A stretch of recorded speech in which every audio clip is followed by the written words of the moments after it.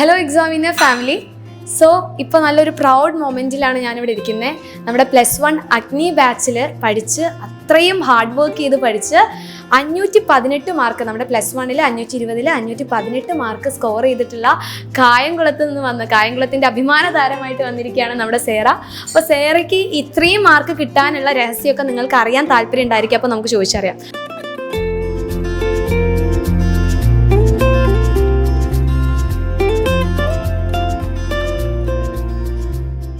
Hello Sera, അപ്പോൾ ആദ്യം തന്നെ ചോദിക്കാനുള്ളത്, ആദ്യം എനിക്ക് ചോദിക്കാനില്ല, ഈ വീഡിയോ കാണുന്ന ആൾക്കാർക്ക് ചോദിക്കാനുള്ളതായിരിക്കും, എങ്ങനെയാണ് ഇത്രയും ഒരു വലിയ മാർക്കിലോട്ട് എത്തിപ്പെട്ടത്?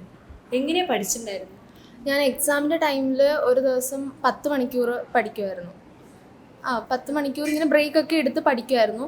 പിന്നെ മോഡൽ എക്സാമിന് തന്നെ എക്സാമിന് വേണ്ടിയിട്ടുള്ള റിവിഷൻ നോട്ട്സ് ഫുള്ള് പ്രിപ്പയർ ആക്കി വെച്ച്. മോഡൽ എക്സാമിന് ഞാൻ പഠിച്ചില്ല, കൂടുതലും ഫൈനൽ എക്സാമിന് വേണ്ടിയിട്ടുള്ള റിവിഷൻ നോട്ട്സ് പ്രിപ്പയർ ചെയ്തു.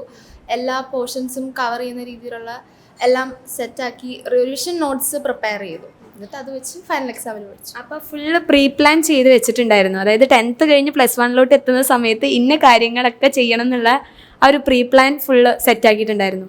അപ്പോൾ ഈ പ്ലാൻ ചെയ്ത കാര്യങ്ങളൊക്കെ കറക്റ്റായിട്ട് ഫോളോ ചെയ്യാൻ പറ്റിയിരുന്നു നമ്മൾക്ക്? കുറേയൊക്കെ.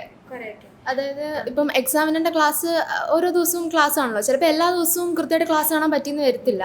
പക്ഷെ എന്നാലും അത് പിന്നെ ഇരുന്ന് കണ്ട് എല്ലാം നോട്ട്സൊക്കെ എഴുതി ഒക്കെ ചെയ്തു. അപ്പോൾ ഈ പെൻഡിങ് ആവുന്ന ക്ലാസ്സസ് ഒക്കെ മോളപ്പം എങ്ങനെ പെട്ടെന്ന് കവർ ചെയ്തിട്ടുണ്ടായിരുന്നേ? ഒന്നെങ്കിൽ സൺഡേക്ക് ഇരുന്ന് കാണും, അല്ലാന്നുണ്ടെങ്കിൽ ഓരോ മണിക്കൂർ വെച്ചിട്ട് ഓരോരോ ദിവസം ഇരുന്ന് കാണും. ഇനി അമ്മനോട് ചോദിക്കാനുള്ളത്, അപ്പം മോള് നല്ല ഹാർഡ് വർക്കിംഗ് ഒക്കെയാണോ? അതെ. അപ്പോൾ മോൾക്ക് ഇത്രയും മാർക്ക് കിട്ടുമെന്ന് അമ്മയ്ക്ക് മുന്നേ ഒരു എക്സ്പെക്റ്റേഷൻ ഉണ്ടായിരുന്നു. അപ്പോൾ റിസൾട്ട് വന്ന സമയത്ത് എന്തായിരുന്നു നമ്മുടെ റിയാക്ഷൻ? ഇംഗ്ലീഷിന് ഫുള്ള് മേടിക്കേണ്ടതായിരുന്നു, കാരണം എൻ്റെ സബ്ജക്റ്റ് ഇംഗ്ലീഷാണ്. അപ്പോൾ ഞാനായിരുന്നു ആ സമയത്ത് ഗ്രാമറും കാര്യങ്ങളൊക്കെ പഠിച്ചു. അപ്പോൾ പുള്ളിക്കാരത്തി എക്സാം കഴിഞ്ഞിട്ട് വന്നപ്പോഴേ എന്നോട് പറഞ്ഞു ഒന്ന് തെറ്റിച്ചു എന്ന്. അപ്പം അപ്പോഴേ നമ്മുടെ മനസ്സിലുണ്ട് ഒരു മാർക്ക് പോയി കിട്ടി. അപ്പോൾ നമുക്കറിയാമായിരുന്നു ഫുള്ള് കിട്ടില്ല, എങ്കിലും ആ ഒരു റേഞ്ചിലേക്ക് വരുമെന്ന് അറിയാമായിരുന്നു. നമ്മുടെ ഇംഗ്ലീഷ് സബ്ജക്റ്റ് എന്ന് പറഞ്ഞു കഴിഞ്ഞാൽ നമ്മുടെ ലാംഗ്വേജ് ആണല്ലോ, നമ്മുടെ സയൻസിന് പോലെയല്ലോ. ഒരു മാർക്ക് എപ്പോഴും കുട്ടികൾക്ക് പോകാറുണ്ട്.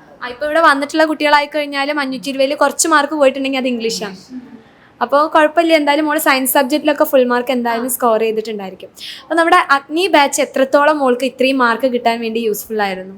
അഗ്നി ബാച്ചിൽ എല്ലാവരുടെയും ക്ലാസ്സസ് കൃത്യമായിട്ട് കണ്ടാൽ തന്നെ നമുക്ക് ഒരു ടോട്ടൽ ഐഡിയ കിട്ടും. അത് ഒരുപാട് ഹെൽപ്പ് ചെയ്തിട്ടുണ്ട്. പിന്നെ അതേപോലെ ലൈവ് ക്ലാസ്സസും കാണുമായിരുന്നു, പിന്നെ ബാച്ചിലെ ക്ലാസ്സസും, പിന്നെ ബാച്ചിലെ നോട്ട് ഗൈഡ് അതും ഒരുപാട് ഹെൽപ്പ് ചെയ്തു. പ്രീവിയസ് ഇയർ ക്വസ്റ്റ്യൻസ് ആണെങ്കിലും നോട്ടാണെങ്കിലും വേറെ പ്രിപ്പയർ ചെയ്യണ്ടായിരുന്നു, അത് തന്നെ വെച്ച് അതിൽ തന്നെ മാർക്ക് ചെയ്ത് പഠിച്ചാൽ മതി. അത് ഡിലീറ്റഡ് പോർഷൻസ് ഉണ്ടെങ്കിലും അത് വെച്ച് തന്നെ പഠിക്കേണ്ട ആവശ്യമുള്ളായിരുന്നു. പിന്നെ റിവിഷൻ ബാച്ച് അവസാനമായപ്പോൾ റിവിഷൻ ബാച്ച് ഉണ്ടായിരുന്നല്ലോ, അതിൽ വന്നപ്പോഴത്തേക്കും അവിടെയും പ്രീവിയസ് ഇയർ ക്വസ്റ്റ്യൻസ് ഒക്കെ 2 മണിക്കൂറിൻ്റെയൊക്കെ ക്ലാസ്, ഒരു ചാപ്റ്റർ, ആ ഒരു പ്രീവിയസ് ഇയർ ക്വസ്റ്റ്യൻസിൻ്റെ ആ ഒരു വീഡിയോ കണ്ടാൽ മാത്രം മതി ചാപ്റ്റർ നമുക്ക് മൊത്തം മനസ്സിലാവുമായിരുന്നു. അങ്ങനെ ഒരുപാട് ഹെൽപ്പ് ചെയ്തിട്ടുണ്ട്. അപ്പോൾ മോള് പറഞ്ഞു ഞാൻ ഒരു 10 മണിക്കൂറൊക്കെ ഇരുന്ന് പഠിക്കുമായിരുന്നു പറഞ്ഞു. അപ്പോൾ മോൾക്ക് ഓരോ ടോപ്പിക്സ് പഠിക്കുന്ന സമയത്ത് കുറേ തവണ വായിച്ചു നോക്കി പഠിക്കണോ, അതോ ആ ടോപ്പിക്സ് പഠിക്കുമ്പോൾ നോട്ട്സ് ഉണ്ടാക്കിയിട്ടാണ്? അപ്പോൾ ഇത്രയും സമയം മോള് പഠിക്കുന്നുണ്ടല്ലോ, അപ്പോൾ അതെങ്ങനെയാണ് ഈ 10 മണിക്കൂർ എങ്ങനെയാണ് മോള് പഠിക്കുന്ന രീതി? ഞാൻ ആദ്യം ഒരു ചാപ്റ്റർ എടുക്കും.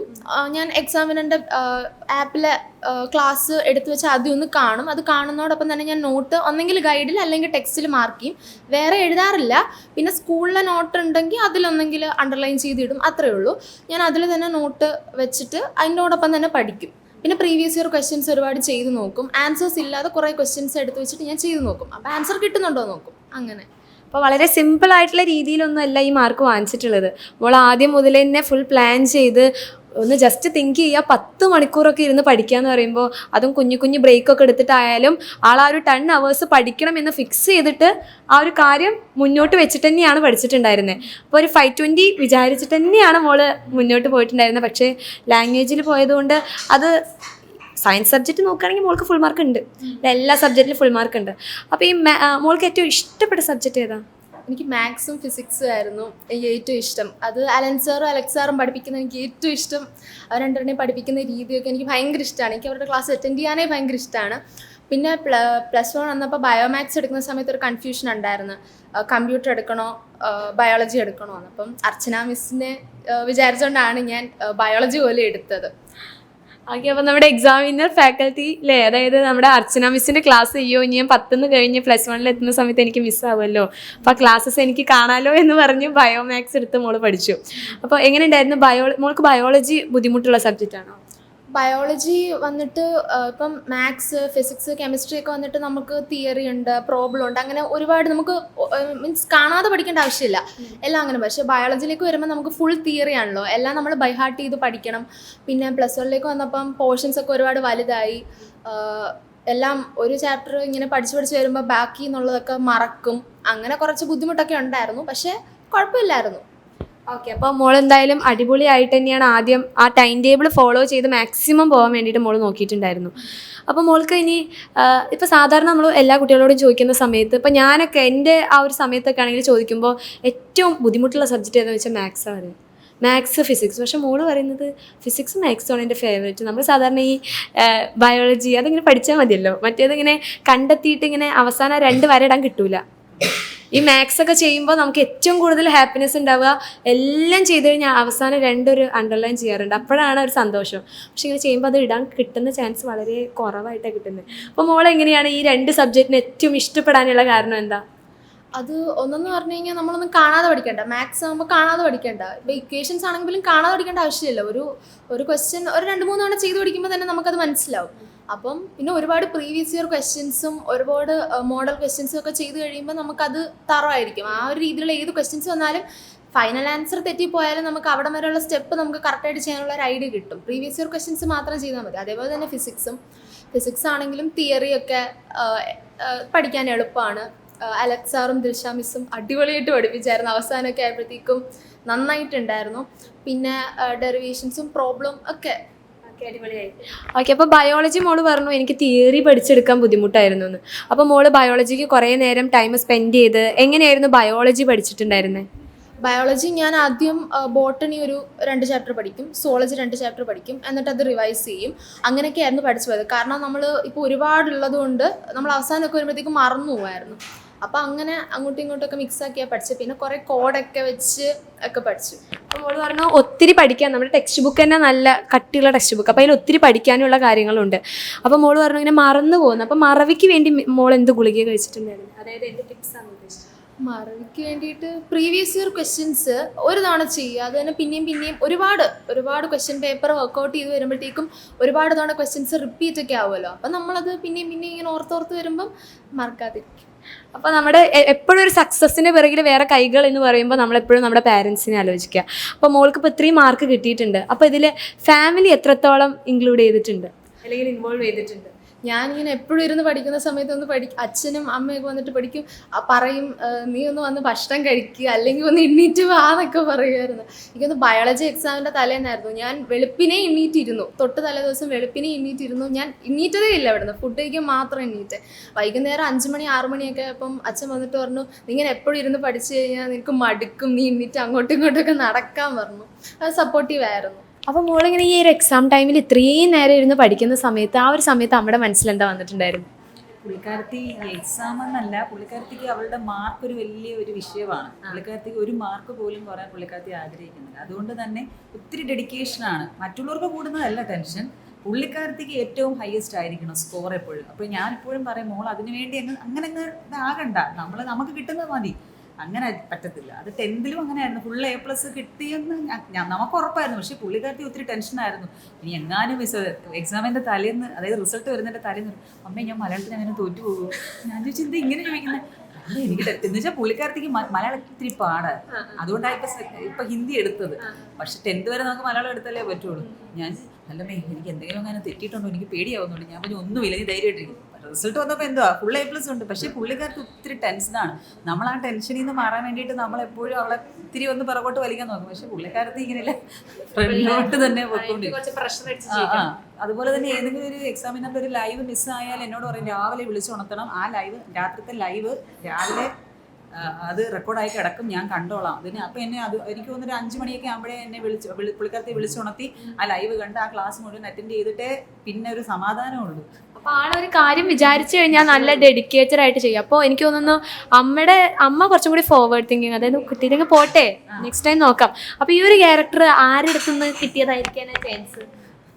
അച്ഛൻ്റെതായിരിക്കും. അച്ഛൻ കുറച്ചും കൂടി ഡെഡിക്കേറ്റഡ് ആയിട്ട് എല്ലാ കാര്യങ്ങളും.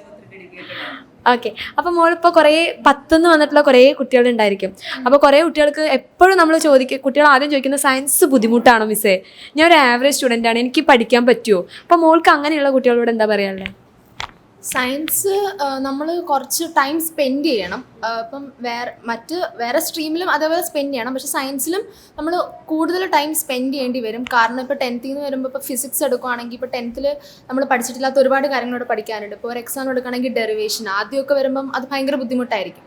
പക്ഷേ പിന്നെ അങ്ങോട്ട് വരുമ്പോൾ അത് മാത്രമേ അറിയുന്നുണ്ടാവുള്ളൂ. അപ്പോൾ അതൊക്കെ നമ്മൾ ഒരുപാട് ടൈം എടുത്ത് നന്നായിട്ട് ബൈഹാർട്ട് ചെയ്ത് പഠിക്കണം. എല്ലാ സബ്ജക്റ്റും 10th പഠിച്ചതിൻ്റെ ഡബിൾ ഉണ്ട് ഇവിടെ. അപ്പം നമ്മൾ 10th പഠിച്ച ആ ഒരു അത്രയും സമയം മാത്രം പഠിച്ചാൽ മതി എന്ന് വിചാരിക്കരുത്. അങ്ങനെ വിചാരിച്ചു കഴിഞ്ഞാൽ ഉറപ്പായിട്ട് നമ്മുടെ മാർക്ക് കുറയും. പക്ഷെ നമ്മൾ 10th എടുത്ത എഫേർട്ടിനേക്കാളും കുറച്ചും കൂടെ എഫേർട്ട് നമ്മളിവിടെ എടുക്കണം. അതെടുക്കാൻ ഓക്കെ ആണെന്നുണ്ടെങ്കിൽ ഡെഫിനറ്റ്ലി ആവറേജ് സ്റ്റുഡൻ്റ് ആണെങ്കിലും നല്ല മാർക്ക് കിട്ടും. അതേപോലെ ഒരു ടൈം ടേബിളൊക്കെ വെച്ച് പഠിക്കുക. ആൻഡ് ഇപ്പം എക്സാമിനറിൻ്റെ ബാച്ചിലാണെങ്കിലും ടൈം ടേബിളൊക്കെ വെച്ചിട്ട് ക്ലാസ്സസ് ഉണ്ട്, അത് കൃത്യമായിട്ട് ഫോളോ ചെയ്യുക. നോട്ട്സ് ഇപ്പം എക്സാമിനറിൻ്റെ ഗൈഡുണ്ട്, അതൊക്കെ കൃത്യമായിട്ട് അതിലുള്ള നോട്ട്സ് മാർക്ക് ചെയ്ത് പഠിക്കുക. പിന്നെ സ്കൂളിൽ ടീച്ചേഴ്സ് ഉണ്ട്, അവരുടെയും ഹെൽപ്പ് മേടിക്കുക. അങ്ങനെ എല്ലാം വെച്ച്. അപ്പോൾ ഈ പഠനം അല്ലാതെ മോൾക്ക് എന്തെങ്കിലും എക്സ്ട്രാ ആക്ടിവിറ്റി അങ്ങനെ എന്തെങ്കിലും? റീഡിങ് പുള്ളിക്കാരത്തേക്ക് സ്വന്തമായിട്ടൊരു യൂട്യൂബ് ചാനലൊക്കെ ഉണ്ട്. ആണ്, ഏതാണ് ആ യൂട്യൂബ് ചാനൽ? സേറ റീഡ്സ്. അപ്പോൾ ബുക്സിനെ കുറിച്ചിട്ടാണോ ആൾ? റിവ്യൂസ് ഒക്കെ പറഞ്ഞു റിവ്യൂ ചെയ്യും. എനിക്ക് തോന്നി ആൾ നല്ല ടോക്കറ്റീവാണ്, സംസാരിക്കുമ്പോൾ ആളിങ്ങനെ ഫ്ലോയിൽ. അതുകൊണ്ട് എനിക്ക് വലിയ ബുദ്ധിമുട്ടില്ല. കുട്ടി എന്നെ ചോദിച്ചു കഴിഞ്ഞാൽ ആളെന്നെ എല്ലാം പറഞ്ഞുകൊണ്ട് പോയിക്കോളൂ. അപ്പോൾ ഞാൻ വിചാരിച്ചു നന്നായിട്ട് സംസാരിക്കണ്ടല്ലോ. അപ്പോൾ ഇതിൻ്റെ പിന്നിൽ അതാണ്. അപ്പോൾ ഇതിനോടൊക്കെ താല്പര്യമാണ്. അപ്പോൾ മുന്നേ തുടങ്ങിയതാണോ മോൾ ഇതൊക്കെ? ഞാൻ 8th പഠിക്കുമ്പോൾ സ്റ്റാർട്ട് ചെയ്തത്. കൊറോണയാണ് പുള്ളിക്കാരത്തെ അതിലേക്ക് തിരിച്ചുവിട്ടത്. ഓക്കെ, അപ്പോൾ ഈ പഠനവും ഇപ്പം ഇത്രയും പഠിക്കാനുള്ള സമയത്ത് മോൾക്ക് ഇതിന് സമയം കണ്ടെത്താൻ പറ്റിയിട്ടുണ്ടായിരുന്നു അങ്ങനെ? ഇല്ല, ഞാൻ 11th പഠിക്കുന്ന സമയത്ത് കുറച്ച് ബുക്സേ വായിച്ചിട്ടുണ്ടായിരുന്നുള്ളൂ. പിന്നെ സ്കൂളിലൊക്കെ പോയിരുന്ന് വായിക്കും. പക്ഷേ സ്കൂളിൽ പിന്നെ കൂടുതൽ ഫ്രണ്ട്സിൻ്റെ കൂടെ ഒക്കെ ഇരിക്കും. പിന്നെ വീട്ടിൽ വന്നു കഴിഞ്ഞാലും അങ്ങനെ സമയമൊന്നും കിട്ടാറില്ല. പിന്നെ എപ്പോഴെങ്കിലുമൊക്കെ സമയം കണ്ടെത്തി വായിക്കും. ഓക്കെ, മോൾക്ക് ഇനി ഫ്യൂച്ചറിൽ ആരായി തീരാനാണ് ആഗ്രഹിക്കുന്നത്? എനിക്കൊരു IPS ഓഫീസർ ആവണമെന്നാണ് ആഗ്രഹം. അപ്പോൾ അതിന് വേണ്ടിയിട്ട് ഇപ്പം തന്നെ പ്രിപ്പറേഷനൊക്കെ തുടങ്ങിയിട്ടുണ്ടോ? ഇല്ല, അങ്ങനെയൊന്നും സ്റ്റാർട്ട് ചെയ്തില്ല. എന്തായാലും അങ്ങോട്ട് എത്താൻ വേണ്ടി എന്തായാലും മോൾ അത്രയും ഡെഡിക്കേറ്റഡ് ആണ് എന്ന് പറഞ്ഞ സ്ഥിതിക്ക് മോൾക്ക് തോന്നുന്നു അതിന് വേണ്ടിയിട്ട് തന്നെ നന്നായിട്ട് ഹാർഡ് വർക്ക് ചെയ്യും. അപ്പോൾ ഇതേപോലെ തന്നെ അടിപൊളിയായിട്ട് പഠിക്കുക. +2 1200 1200 മാർക്കും വാങ്ങിച്ച് നെക്സ്റ്റ് ഇൻ്റർവ്യൂവിൽ മോൾ ഇങ്ങോട്ട് വരിക. അന്ന് അച്ഛനെ എല്ലാവരും കൂട്ടിയിട്ട് വരിക. So all the best, congrats.